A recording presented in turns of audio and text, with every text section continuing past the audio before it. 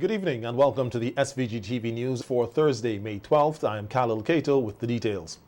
Grade 6 students across St. Vincent and the Grenadines are at the halfway mark of the completion of the 2022 Caribbean Primary Exit Assessment, CPEA.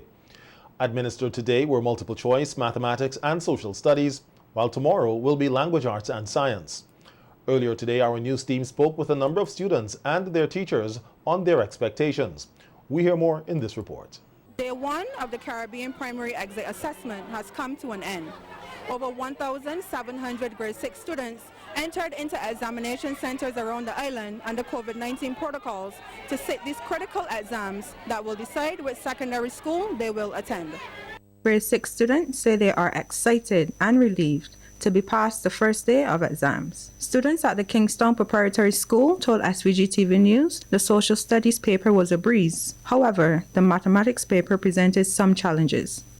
It was so-so, some questions were quite easy, but others were kind of like, oh my gosh, I'm gonna cry, It was just a little in between, it was a mix of it, but overall it was okay. How was the mathematics paper for you? Oh, that immediately cried on that, I can't lie. My name is Tevez Edwards and I found the exams quite easy, especially the social studies. I found no problems. Okay. And what about the mathematics paper? Maths. Oh my God. Maths was okay.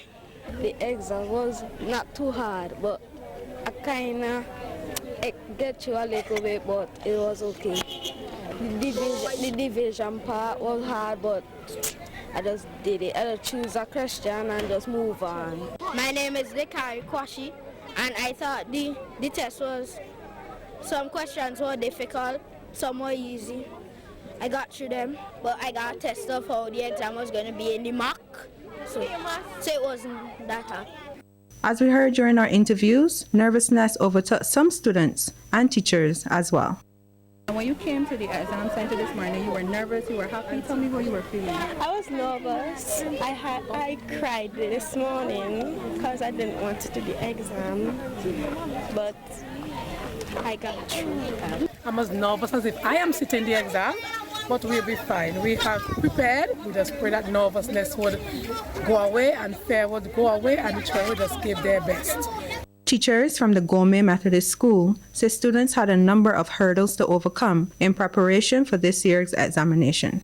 It has been quite a task preparing our students for CPEA. We know that we were faced with many challenges.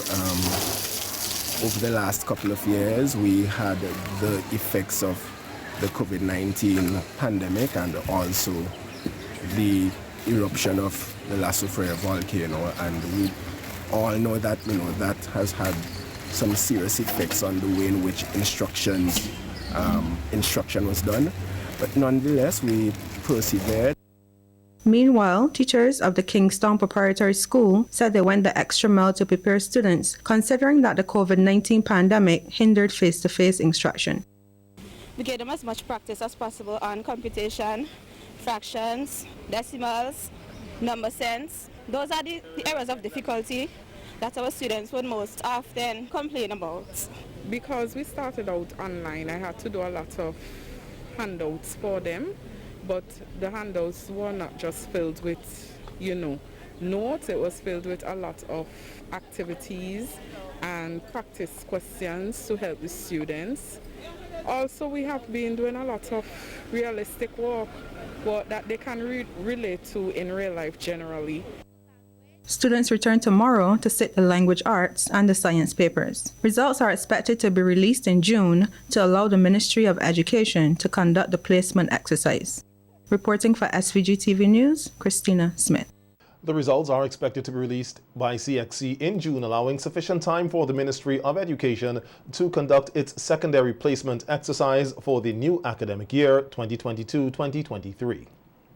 Nurses here in SVG today joined the global community in observing International Nursing Day under the theme Nurses, a Voice to Lead, Invest in Nursing and Respect the Rights to Secure Global Health.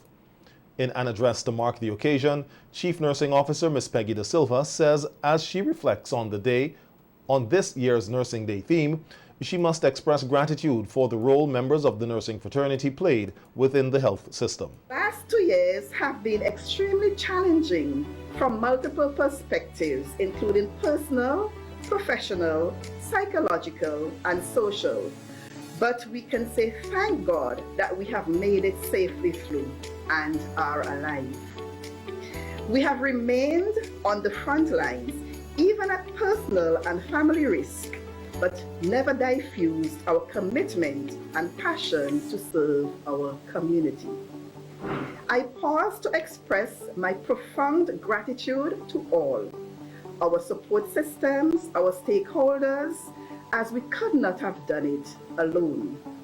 To you, the members of the nursing fraternity, for your selfless sacrifice, your unwavering support, your commitment and dedication to making our country a safer place during these very difficult times.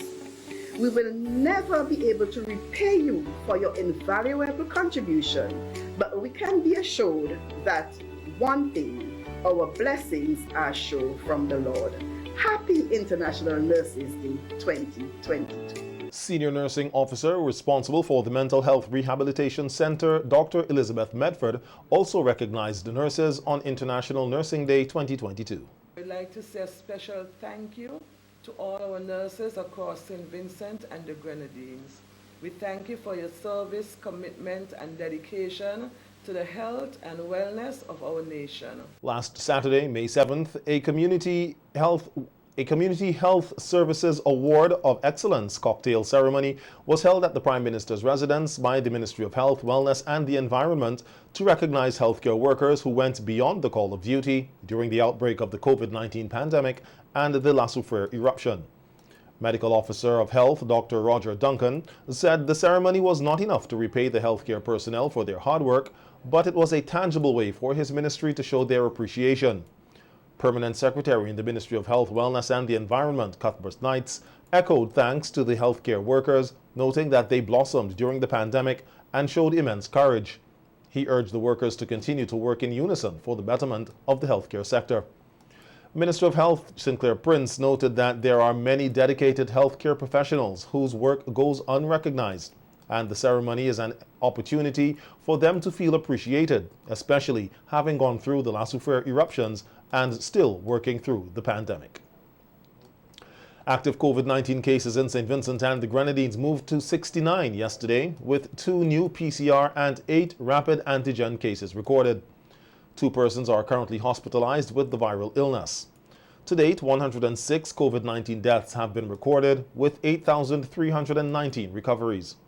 In terms of vaccinations, 70,349 vaccines have been administered, of which 36,275 are first dose and 30,450 are second dose. Although the island has relaxed most of its COVID-19 restrictions, mask mandates remain, and so too are testing and quarantine for unvaccinated travelers. Employees of a motor vehicle business in the Richmond Hill area were going about their usual morning activities today when they made a shocking discovery. Just after 9 a.m., a bag was found in a gutter filled with debris and overgrown grass. The employees were given instructions to find out the contents, and it was then that the bag was cut and the alarm was raised that a partially decomposed body was inside. 2 employees who were at the center of the discovery spoke to SVG-TV News about the events that unfolded. We went and picked some mango from Mr. Joyet.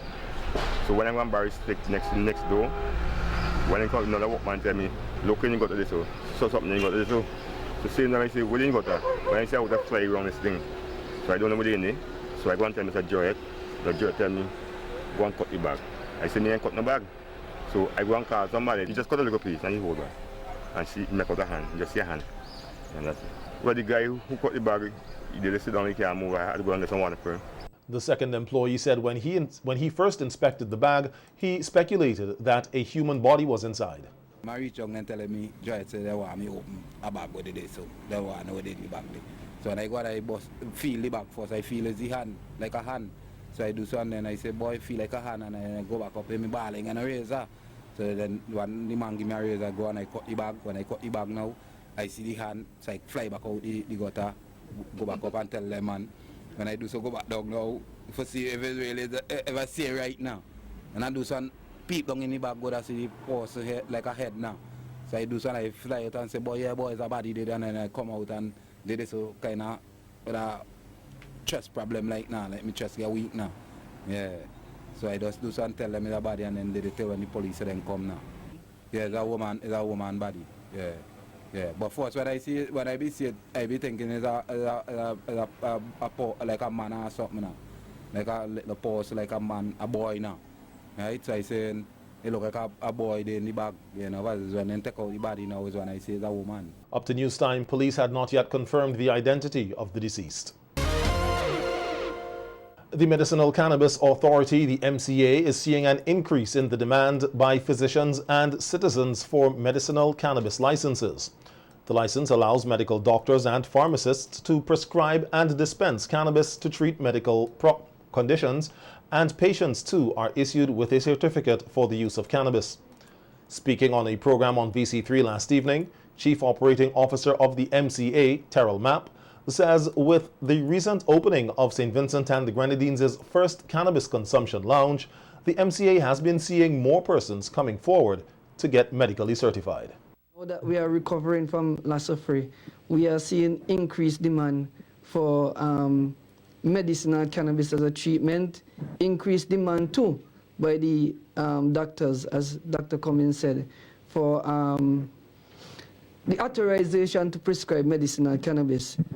The last consumption launch, when the consumption launch was launched last Friday, we saw a significant of persons coming forward for medicinal cannabis, and those persons did not want the temporary IDs. They wanted to bypass the system and go right straight to the permanent ID. What I gathered from that event last Friday was those patients who are coming forward, and the whole stigma against cannabis is changing significantly, the historical stigma, and many persons are recognizing cannabis as really having medicinal properties.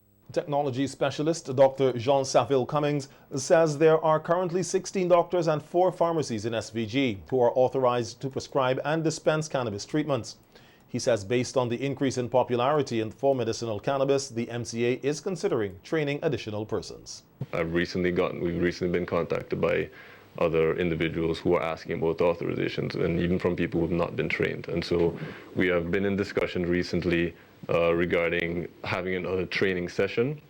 Specifically, the training involves doctors, yes, learning about cannabis, but specifically learning about cannabis in St. Vincent, what it means in terms of our patient journey, what it means in terms of the documentation, what it means in terms of the legalities as well. So that is what the training entails. And like I said, we are likely to be having to schedule another one soon because there is quite a bit of interest. And like I said, I anticipate that more and more doctors will continue to come forward. Meanwhile, on radio on Sunday, Prime Minister Dr. Ralph Gonsalves says he believes that if the business model for SVG's first cannabis consumption lounge is successful, there will be an increase in the number of similar businesses. But I believe that, I don't know if they're going to have a lot of tourists going there or whatever. They must have studied the market. But I tell you something. If Kelly succeeds out there, you're going to see a second and a third and a fourth and a fifth. He says Vincentians should not be confused with the use of medicinal cannabis and the possession of cannabis for other purposes. All that this businessman has done is that he's providing a service to get it easily in very comfortable surroundings. And from the numbers I see, you're paying a fair amount of money to get your medicinal cannabis. It's perfectly within the law. A person confuses that with having in excess of 2 ounces. Because remember, if you have 2 ounces and you get a ticket for $80, you don't have a conviction You have no record. None of that is there. If you go over that, well, then it's an offense. With a new building under construction, the Emmanuel High School Mesopotamia plans to take learning to another level as they make preparations for skills training. The update came from the school's principal, Curtis Graves, in an interview with the Agency for Public Information. He noted that as a result of the number of young persons leaving schools today without gaining a skill, he is happy to be on a team who will properly equip the students, the children of SVG that is, with the necessary skills needed for the job market. He gave a brief walkthrough of the building that is still under construction and noted that it will be completed soon and ready to accommodate students in September. The building that we are doing is an extension program to create more space for the students. For the past 2 years, we have had demand for spaces at Emmanuel High School Mespo that we could not meet. And the government of St. Vincent and Grenadines have been so kind to assist us in the construction of this new building. And I want to express publicly once again to the Cabinet of St. Vincent and Grenadines, the Ministry of Education, Economic Planning, and BRAXA, our sincere appreciation for the work that they have been doing with us in making sure that this building reached to this point. We are providing on the ground floor of this building the home economic facilities. It will have in it a food and nutrition lab, clothing lab, and a home management flat that will allow our students to be able to do the home ec subjects. As you're aware, Candyman, that with the increase, and I heard you mentioning that Black Sands will be back on stream very soon, with the increase in hotel construction and hotels construction in the country, there'll be a demand for people of our country to be able to provide services such as chefs, housekeeping, and bartenders and so on.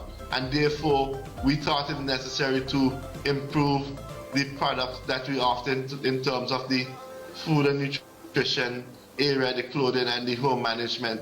We recognize that that we need to ensure that our students graduate from secondary school with a skill and that they can meet the opportunity of having a job to be able to be gainfully employed in our country and in our community. A lot of our young people leave school. We are getting ready for that. We are hoping to complete most of the work within the next month and get it ready. We had some delay with the rains a few weeks ago, and I know you have been praying that we get some rain, and I've been doing the same thing because of the water shortage.